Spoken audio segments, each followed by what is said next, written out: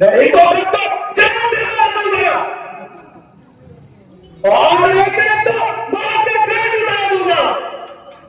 शायद मसूलियत भूल गए और इतना भूल गए। मुझसे यह कसूर हुआ है, मेरे हाथों से ये बादल धनुष चकनाचूर हुआ है। तुम्हें मौत की बना रही थी या जिंदगी की चाह रही थी? बेशक खतावार हूँ, जो सजा तो सजावार हूँ। अच्छा अभी बता हूँ, इस सरकती का अभी बता हूँ। क्यों कर रहे हो और बिना बात न्याय से निकल रहे हो? यह कमाल कब से करीब पड़ी हुई थी, यह करने कब से बेकार पड़ी हुई थी, जिसके लिए आप इतना की जा रहे हैं और किस तरह जवान दिला रहे हैं। कभी परसा दिखाते हो, कभी आगे दिखाते हो। अगर कुछ मतलब है तो बता दीजिए, वरना चुपके से अपनी राह लीजिए।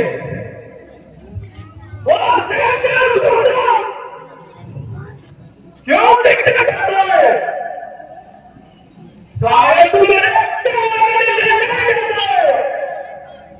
क्यों मुझे तुझसे बुला रहा है और अपनी बात को बुला रहा है? बड़े बड़े बहादुर मेरे नाम की बुराई करते हैं और सामने से भागते हुए दिखाई देते हैं। जय बात समझकर तरस कर रहा हूं, इसीलिए सोचकर नहीं कमा रहा हूं। मगर पकड़े की तो कब तक खैर बुलाएगी और फिर तेरी जान मेरे हाथ में मिलेगी।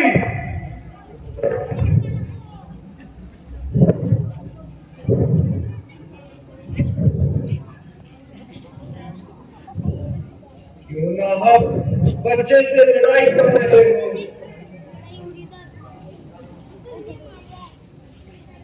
ब्राह्मण होकर कुछ तो समाई करो। ये बच्चा नहीं, जाति है, समझ रखा इसने और सुनने को क्या है? याद रखना, मैं गुनहगार हूँ, सजा दो, मैं सजावार हूँ। क्यों निकल पड़े इस कदम हुए मुझे? मैं करूंगा कि वो तेरी शान है। क्या करना है तुम्हारे बाप की करते हो? जरा करतू से मैं करूं तो लक्ष्मण नहीं करूं तुम होगा नहीं, जब के मुझे पता नहीं। जा तुझे मैं भी बताता हूं, मजा इस तरह को अभी बताता हूं। यह की बन क्या दिखा किसी और को, यह भी क्या मुझे चिट्ठा किसी और को। तेरी सब निकला रही है, तेरी बात तेरे सब निकला रही है।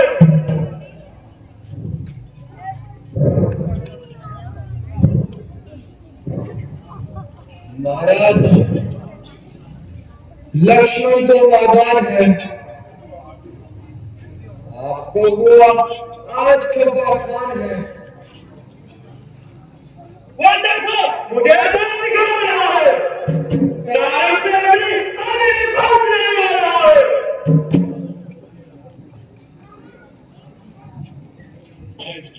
कहने से मेरे नर्म हो गया है। आपको उस पर नाज हो रहा है। इसी का नाम नानी है। वो मुझे बातों में चिढ़ा रहा है और मेरी मदद करके मुझे सता रहा है। सामने से चला गया, फिर मैं कच्चा ही निकालूंगा। तो मुझको मेरी आंखों से दूर कर दो, वरना ऐसी हालत बनाऊंगा कि ये याद रखेगा। तुम अपनी आंखें बंद कर लो, मैं खुद ही नजर नहीं आऊंगा। तू मुझे मत दिखाई दे, बल्कि बुलाई इसी में है कि तेरी आवाज भी मुझे सुनाई दे। तुम अपने उंगलियां कानों में दे लो, तुम्हारे चारों तरफ सुनसान है।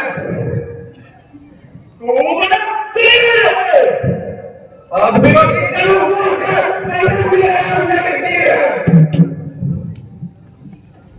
और बदतमीज, बचपन, बेबच्चन, अभी देखता हूँ तेरा दूसरा। महाराज, इसकी बातों पर ना जाइए, जरा गुस्से को जब्त करवाइए। अब जहर की और किसी मामूद में लक्ष्मण के कानों में ऐसी बातें सुनने की आदत नहीं है। आपने पिता में महाराज भगवान के अंदर एक हौसला इस कदर बढ़ा दिया है और इनका मामूली सदी में आसमान पर गिरा दिया है। अब मुझे से दरबार सुनानी पड़ेगी और इसकी आवाज के दिमाग से निकालनी पड़ेगी। आप बड़ी खुशी से चादर से मारिए और अपने दिल के अरमान निकालिए। आए कमर, तेरे सामने तेरा हाथ संभाले है, मालूम आता है तेरी बात तुझे मेरे सामने आई है। बड़े बड़े सुरवीर मेरी ताकत को अच्छी तरह जानते हैं। बहुत से क्षत्रिय मेरे हाथों से मारे गए और मृत्यु के घाट उतारे गए। जो सामने आया कदापि जीवित नहीं जा पाएगा। जब से ऐसे युद्ध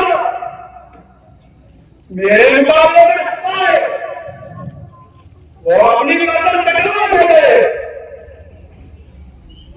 तो तेरे जैसे बच्चों की क्या मिसाल, बल्कि यह तो मेरे लिए कम सी बात है। तेरे जैसे हजारों को उन्हें सुनाया है, मगर इसमें तेरा कोई कसूर नहीं। मुझे तेरी जान लेना मंजूर नहीं। जिसने मेरा गुरु को धनुष तोड़ा, वो कदापि जिंदा नहीं जा पाएगा, बल्कि धनुष की तरह तोड़ दूंगा। और अगर तू इस हालत से बाज न आया तो कदापि तू भी जिंदा नहीं जा पाएगा। विघट की नौकिया किसी और को दिखाओ और किसी मुस्लिम के आगे अपनी सेठी दिखाओ। मेरे सामने तुम्हारी सेठी नहीं चलेगी और इस पानी में तुम्हारी राह नहीं चलेगी। बातों में आदत तुम्हारा किसी से पहले नहीं बना है और ऐसा कोई मुस्लिम होगा जो तुम्हारे सामने नहीं लगा है। इसलिए तुम्हारा हौसला इतना बढ़ गया है और ये मामूली सा दिमाग आसमान पर चढ़ गया है।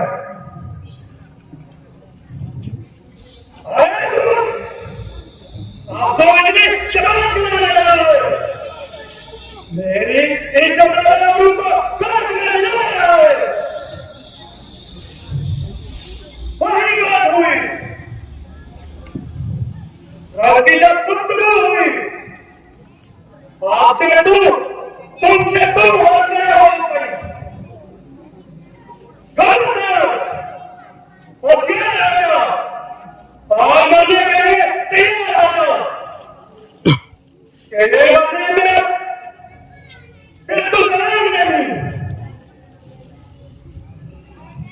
अगर एक बारी में तेरी आगे का सूरज निकल आया तो मेरे लिए भी परछाई नहीं।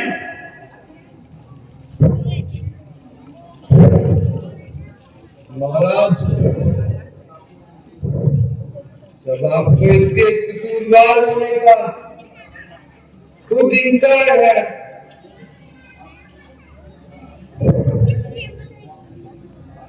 तो आपकी फिजूल तकरार है। मेरा क्या इख्तियार है, यह तो खुद ही आपका तकरार है। लक्ष्मण, तुम इनको इतना मत सताओ, जरा इधर आ जाओ। जरा आप गुस्से को थाम लीजिए और मेरे साथ बात कीजिए। पहले इसको मेरी नजर से दूर करो और इसको जल्दी यहाँ से भेज दो। इसका इलाज तो मैं पहले ही बता चुका हूँ। देखो वो फिर बोल रहा है और ना 20 में 10 मिला रहा है। अब ये कदापि नहीं बोलेगा। कहिए, क्या आज्ञा है? वास्तव में यह तुम्हारा ही कसूर है। बेशक,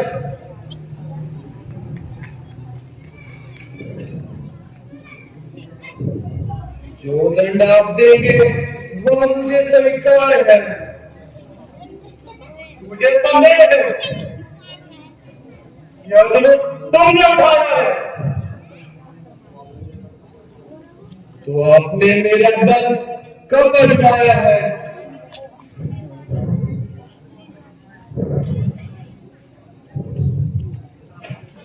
लीजिए इस धनुष का चिल्ला चढ़ाकर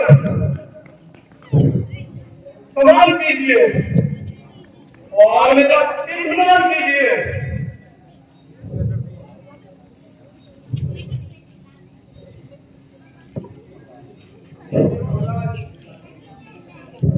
चढ़ गया।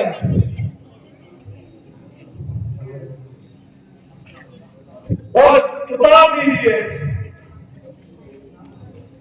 मुझे इत्मीनान हो गया। धन्य हो तुम, धन्य हो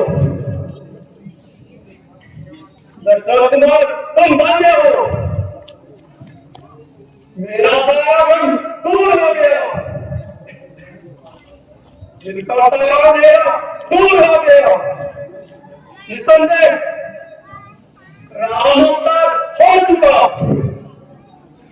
आज आपसे मिलकर मुझे परमानंद प्राप्त हुआ। अब यह करोड़ा भयंकर